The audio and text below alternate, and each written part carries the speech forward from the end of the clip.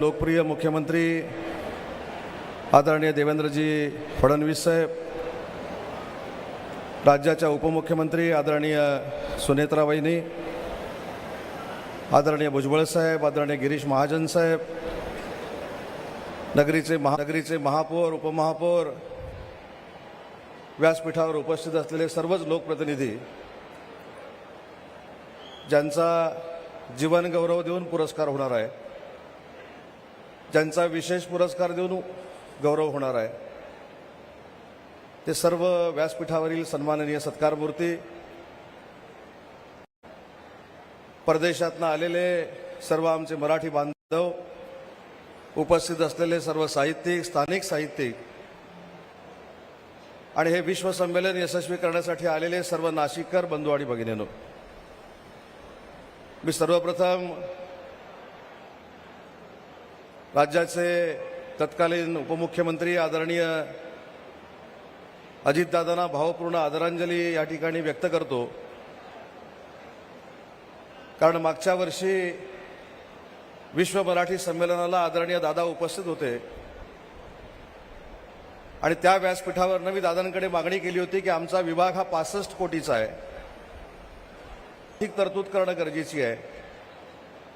दादांनी त्या भाषणात मुख्यमंत्री महोदयांच्या समोर जाहीर केलं की मराठी भाषा विभागाला बजेट वाढवून देण्यात येईल आणि तसेच्या तसे 200 कोटी रुपये आम्हाला अजितदादांनी वाढवून दिले, म्हणून आमचं बजेट 265 कोटी रुपये झालंय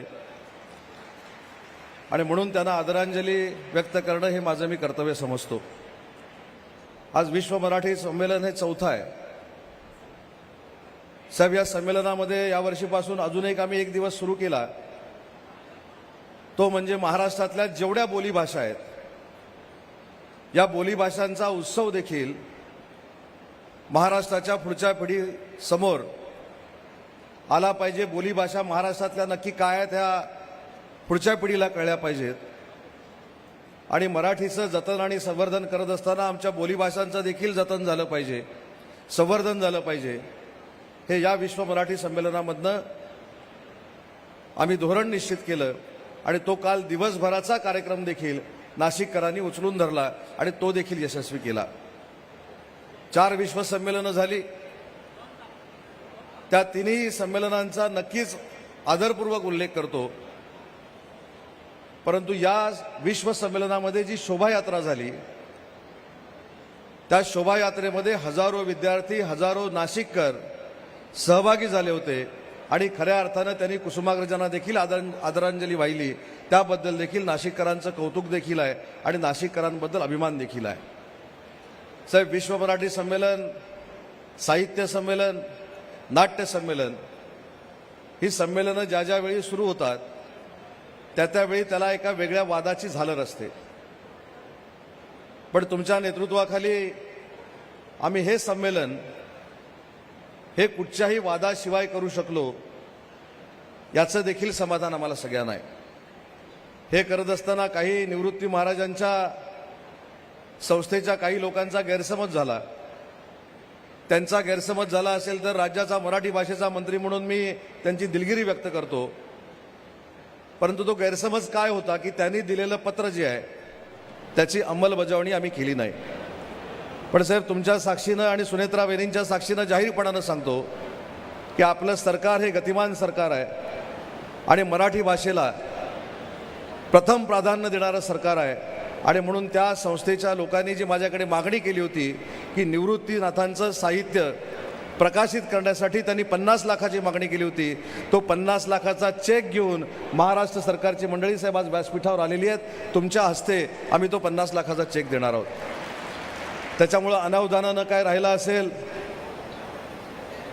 तर त्या माझ्या प्रशासनातल्या अधिकाऱ्यांच्या चुका नाहीत, तर त्या मंत्री म्हणून माझ्या चुका आहेत असं समजून थोडंफार आम्हाला सगळ्यांना आपलं पोट मोठं करून पोटात घ्यावं ही माझी मनापासूनची विनंती आहे साहेब। मराठी भाषेचा मंत्री म्हणून या नक्कीच वर्षामध्ये काय झालं याचा उल्लेख देखील 2-3 मिनिटांमध्ये मी करणार आहे।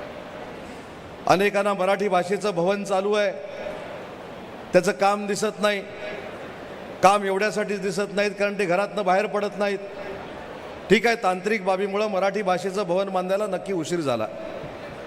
समुद्राच्या जवळची इमारत असल्यामुळं समुद्राचं पाणी आणि भरती ओहोटीच्या वेळी होणारं काम याच्यामुळं अडचण निर्माण झाल्यामुळं कदाचित मराठी भाषा भवनचं काम थोडं मागं राहिलं असेल.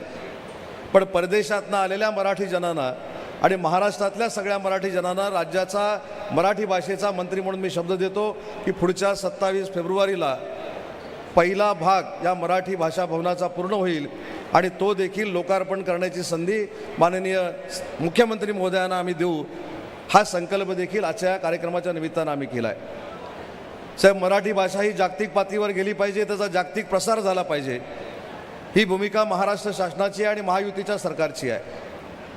पण आम्ही बोलून थांबलो नाही.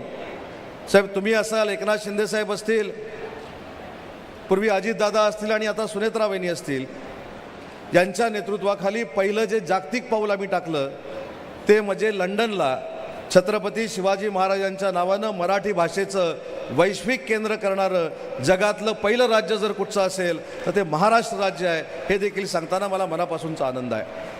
परंतु ह्या सगळ्या गोष्टी काही लोकांना दिसत नाहीत. नरेंद्र मोदी साहेबांनी मराठी भाषेला अभिजात भाषेचा दर्जा दिला.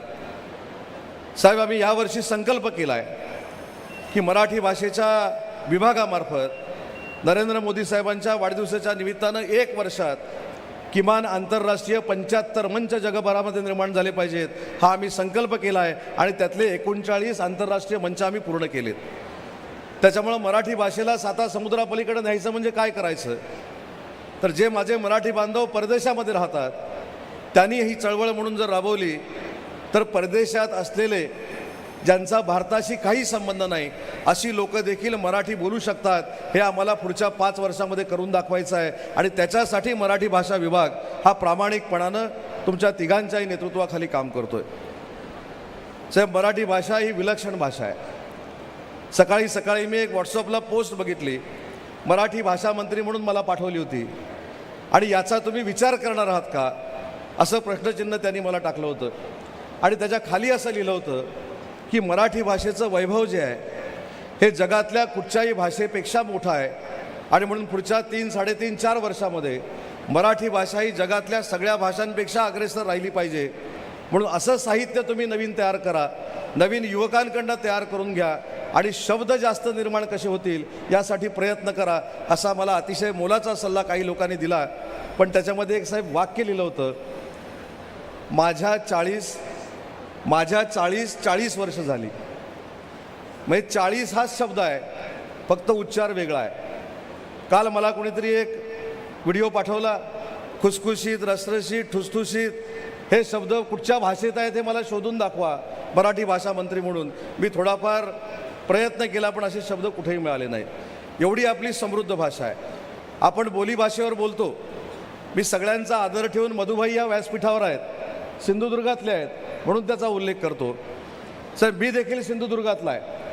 सिंधुदुर्गातली जी बोलीभाषा आहे ही मालवणी आहे आणि मालवणीची सुरुवातच साहेब आपल्या माणसाशी बोलताना शिवीनं होते. आणि मी हे पत्रकारांना सांगतो की ह्याचा उल्लेख करू नका, पण बोलीभाषा कशी असते याचा मी उल्लेख करणार आहे.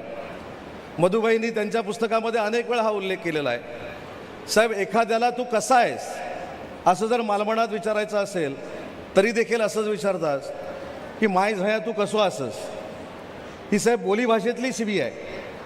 पण बोलीभाषेतला साहेब फरक असा आहे की रत्नागिरी जिल्हा ज्यावेळी एकत्र होता त्यावेळी सिंधुदुर्गातली आमची लोकं सगळी रत्नागिरी जिल्ह्यामध्ये काम करायची.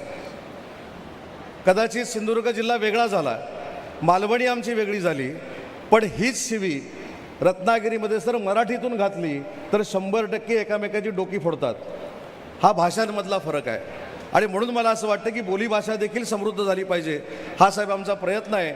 आणि म्हणून या वर्षीपासून जी स्वर्गीय यशवंतराव चव्हाण साहेबांची एक इच्छा होती की आपलं बोलीभाषेतलं साहित्य असेल, मराठी भाषेतलं साहित्य असेल, हे विविध भाषांमध्ये गेलं पाहिजे, ते अतिशय चांगल्या पद्धतीनं लोकांना कळलं पाहिजे, यासाठी त्यांनी अनुवाद समिती स्थापन केली होती. पण अनुवाद समिती नक्की कुठच्या विभागानं स्थापन करावी यासाठी 25-30 वर्ष 50 वर्ष गेली. पण साहेब, आज मी आपल्याला राज्याचा भाषा मंत्री म्हणून शब्द देतो की पुढच्या 3 महिन्यामध्ये स्वर्गीय यशवंतराव चव्हाण साहेबांच्याच नावानं मराठी अनुवाद समिती पुन्हा स्थापन केली जाईल आणि जे ग्रामीण लेखक आहेत, जे ग्रामीण साहित्य लिहितात, ज्यांची आर्थिक परिस्थिती बेताची आहे, त्याला या समितीतनं त्यांचं मराठी साहित्य दुसऱ्या भाषेमध्ये करण्यासाठी आम्ही नक्की मदत करू. हा देखील संकल्प या भाषेच्या विश्व संमेलनाच्या निमित्तानं आम्ही केला आहे. साहेब, मागच्या वर्षी आपण साहित्यभूषण पुरस्कार हा मधुबाईंना दिला होता. या वर्षीचा आपण नेमाडे साहेबांना देतोय. जीवन गौरव पुरस्कार आपण कुलकर्णींना देतोय. आणि त्याच्यानंतर सगळ्यात महत्त्वाची गोष्ट साहेब, आजपर्यंत वारकरी संप्रदाय हा मराठी भाषेची संस्कृती जोपासणारा आणि परंपरा जोपासणारा संप्रदाय म्हणून मानला जातो. विठुरायाच्या चरणी 20-20 लाख लोक 27 दिवस चालत जातात. हीच खऱ्या अर्थानं महाराष्ट्राची संस्कृती आहे. आणि ती संस्कृती जपणारे हरिभक्त परायण कुरेकर महाराजांना देखील आज या संमेलनाचा विशेष पुरस्कार देण्याचा निर्णय आपल्या नेतृत्वाखाली आम्ही घेतला. हा खऱ्या अर्थानं पूर्वीपासून चालत आलेल्या वारकरी संप्रदायाचा सन्मान आहे. आणि हा सन्मान करत असताना मी अजून एक उल्लेख करणार आहे की ज्यावेळी मी दिल्लीला अभिजात भाषा झाली म्हणून GR आणण्यासाठी गेलो, परिपत्रक आणण्यासाठी गेलो, साहेब मी कुतूहलानं विचारलं की 2014ला 2013ला ज्यावेळी राज्याचा मी मराठी भाषेचा राज्यमंत्री होतो तेव्हापासून हा खरं तर मराठी भाषेला अभिजात भाषेचा दर्जा देण्याचा उपक्रम सुरू झाला.